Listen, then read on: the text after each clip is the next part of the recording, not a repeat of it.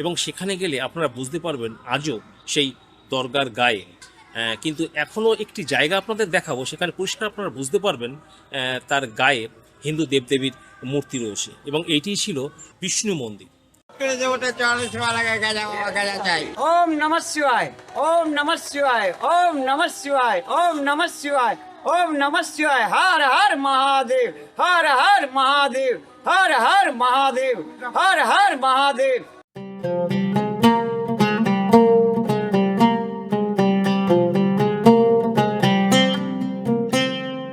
বন্ধুরা, আজ 11ই ফেব্রুয়ারি 2026, আর আমি এই মুহূর্তে রয়েছি কল্যাণী প্ল্যাটফর্মের 1 নম্বর প্ল্যাটফর্মের বাইরের দিকে। আজ আমি আপনাদেরকে নিয়ে যাব বাংলার কুম্ভ মেলায়।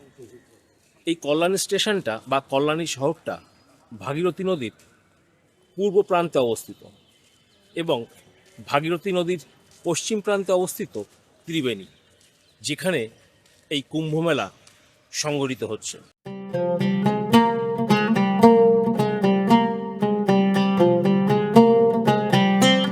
বন্ধুরা, আপনারা এই কুম্ভ মেলায় কিভাবে যাবেন? আপনারা যারা শিয়ালদা মেন লাইন হয়ে আসবেন তারা কল্যাণী স্টেশনে আসবেন। কল্যাণী স্টেশনে নেমে 1 নম্বর প্ল্যাটফর্ম দিয়ে বাইরে বেরোবেন। বাইরেই সামনে দেখবেন ম্যাজিক ভ্যান স্ট্যান্ড রয়েছে বা অটো স্ট্যান্ড। আপনারা এখান থেকে অটো করে সোজা চলে যান ত্রিবেণী, ভাড়া নেবে 30 টাকা। আর আপনারা যারা হাওড়ার দিক থেকে আসবেন তারা হাওড়া থেকে ধরুন কাটোয়া লোকাল বা ব্যান্ডেল থেকেও ধরতে পারেন। কাটোয়া লোকাল ধরে চলে আসুন ত্রিবেণী। বন্ধুরা, আমি ত্রিবেণী যাব বাইকে করে, আর আমাকে সঙ্গ দেবে আমার বন্ধু তথা বড় ভাই মনীষ। আমি একে নিয়ে পুরুলিয়াতেও গিয়েছিলাম, আমরা দুজনেই গিয়েছিলাম। আজ আমরা বাইকে করে যাব ত্রিবেণী। এটা কল্যাণী 1 নম্বর প্ল্যাটফর্ম। এই 1 নম্বর প্ল্যাটফর্ম থেকে বেরিয়ে সামনের দিকে সোজা হেঁটে যান, সামনেই পড়বে এই রেলগেটটি। রেলগেটটি ক্রস করে সামনের দিকে এগিয়ে চলুন।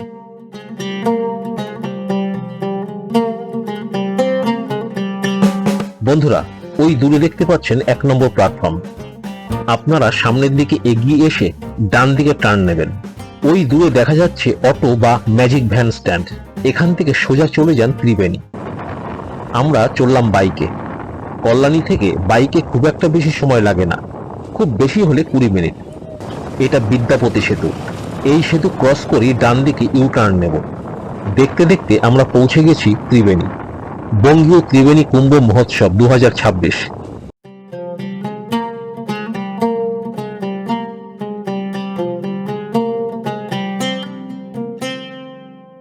বন্ধুরা, এখন আমি রয়েছি ত্রিবেণী আর ক্যাম্পে। এটি একটি মিলিটারি পরিত্যক্ত ক্যাম্প। ভারতবর্ষের বিভিন্ন প্রান্ত থেকে ত্রিবেণী কুম্ভ মেলা উপলক্ষে যেসব সাধু সন্তরা এবং নাগা সন্ন্যাসীরা এসেছেন তারা এই ক্যাম্পে অবস্থান করছেন। আমি এই মেলার মূল প্রাঙ্গণ থেকে একটু দূরে চলে এসেছি, কারণ ওখানে মাইক বাজছে, যার জন্য এই জায়গাটা তুলনামূলকভাবে অনেকটাই শান্ত এবং যেখান থেকে আমি একটু কথা বলতে পারবো। আগে আপনাদেরকে এই ক্যাম্পটা একটু ঘুরিয়ে দেখাই, তারপর আসছি এই মেলা প্রসঙ্গে। প্লিজ বন্ধুরা, সঙ্গে থাকবেন। কৃষ্টি বাংলায় আগত সকল বন্ধুদের জানাই স্বাগত।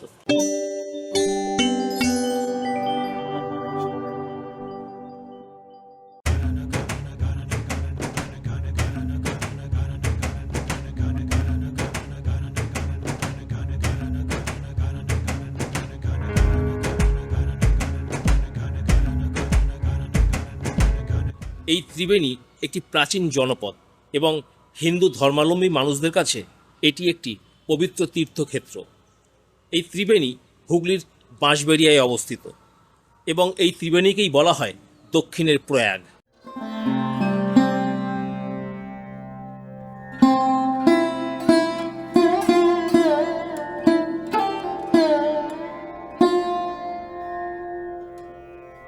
এই ত্রিবেণী ব্যান্ডেল জংশন থেকে 5 কিলোমিটার দূরে অবস্থিত এবং এখানেই মিলন ঘটেছে গঙ্গা, যমুনা, সরস্বতীর।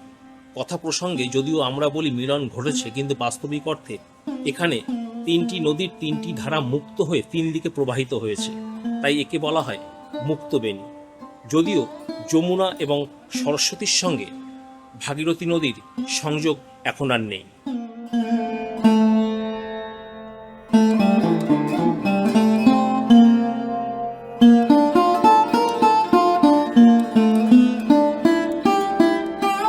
এলাহাবাদের প্রয়াগের ত্রিবেণীর সঙ্গে এই ত্রিবেণীর একটি পার্থক্য রয়েছে। সেখানে গঙ্গা, যমুনা, সরস্বতী যুক্ত হয়েছে এবং সরস্বতী নদী ওখানে অন্তঃসলীলা, তাই ওকে বলা হয় গুপ্তবেণী। আর এই ত্রিবেণীতে অর্থাৎ হুগলির ত্রিবেণীতে গঙ্গা, যমুনা, সরস্বতীর এই তিনটি ধারা মুক্ত হয়ে তিন দিকে প্রবাহিত হয়েছে, তাই একে বলা হয় মুক্তবেণী। এক কথায় প্রয়াগে তিন ধারার মিলন ঘটেছে, আর এই হুগলির ত্রিবেণীতে তিন ধারার মুক্তি ঘটেছে, অর্থাৎ তারা তিন দিকে মুক্ত হয়ে প্রবাহিত হয়েছে।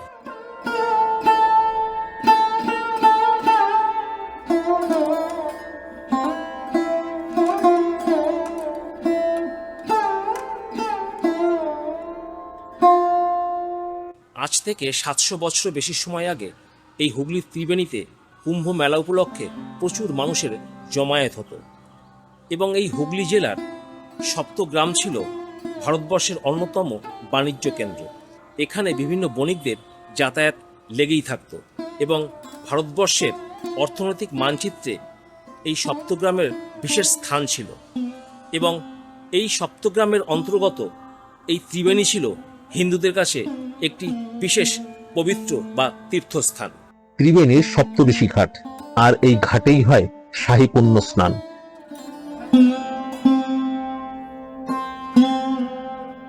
বন্ধুরা, এবার আপনাদের অনেকের মনেই প্রশ্ন জাগছে, তাহলে সেই কুম্ভ মেলা কেন বন্ধ হয়ে গিয়েছিল? এবার আসবো সেই প্রসঙ্গে। আজ থেকে 704 থেকে 5 বছর আগে জাফর খান গাজী এই ত্রিবেণী আক্রমণ করেছিল এবং আক্রমণ করে তিনি এখানকার যে বিষ্ণু মন্দির রয়েছে সেই বিষ্ণু মন্দিরটা তিনি মসজিদে রূপান্তরিত করেন এবং এখানে শুরু হয় মুসলিম আধিপত্য। তারপর থেকে এখানে কুম্ভমেলা বন্ধ হয়ে যায়। শেষ কুম্ভমেলা হয়েছিল 1319 সালে। তারপর 703 বছর পর আবার এই মেলা শুরু হয় 2022 থেকে।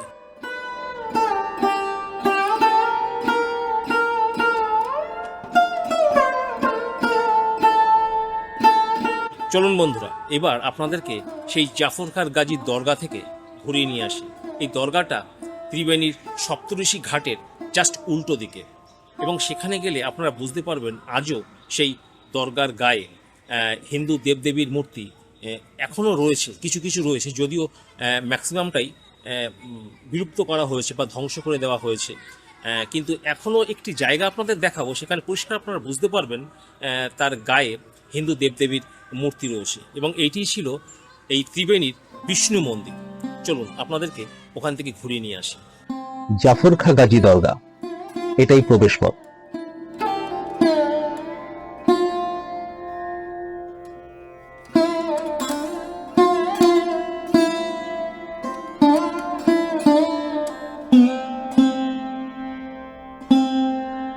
এই জায়গাটা আপনারা লক্ষ্য করুন।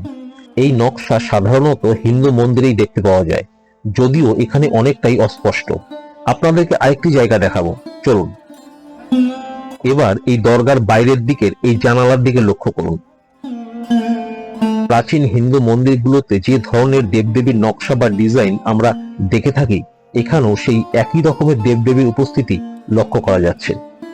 বন্ধুরা, আমি আপনাদেরকে আগেই বলেছি 2022 থেকে আবার নতুন করে কুম্ভ মেলা শুরু হয়েছে এবং এবছর পঞ্চম বর্ষে পদার্পণ করছে এবং এই যে কুম্ভ মেলাটা হয় এটা ত্রিবেণীর সপ্তঋষি ঘাটকে কেন্দ্র করেই এই কুম্ভ মেলাটা হয়। এখানকার স্থানীয় যে ইতিহাসবিদ অশোক গঙ্গোপাধ্যায় আছেন, তার মতে এই কুম্ভ মেলার সঙ্গে গঙ্গাসাগরের মেলার একটি বিশেষ সংযোগ রয়েছে। সেটা কেমন না, সেখানে যে সাধু সন্তরা আসতেন, তারা গঙ্গাসাগর মেলা সম্পূর্ণ করার পর পদব্রজে তারা এই ত্রিবেণীর কুম্ভ মেলাতে আসতেন এবং এখানে মাঘ সংক্রান্তিতে অর্থাৎ বিশুভ সংক্রান্তিতে তারা স্নানটা করতেন।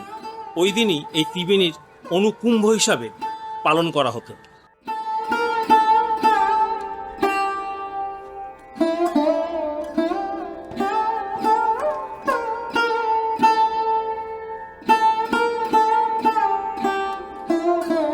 বন্ধুরা, ভিডিওটি যদি ভালো লাগে তাহলে অবশ্যই লাইক ও কমেন্ট করবেন এবং চ্যানেলটি সাবস্ক্রাইব করে নোটিফিকেশন অল করে দেবেন, আর সম্ভব হলে ভিডিওটি বন্ধু বান্ধবদের মধ্যে অবশ্যই শেয়ার করবেন। দেখা হচ্ছে পরবর্তী এক নতুন ভিডিওতে। ভালো থাকবেন, ধন্যবাদ। ओम नमः शिवाय ओम नमः शिवाय ओम नमः शिवाय ओम नमः शिवाय ओम नमः शिवाय हर हर महादेव हर हर महादेव हर हर महादेव हर हर महादेव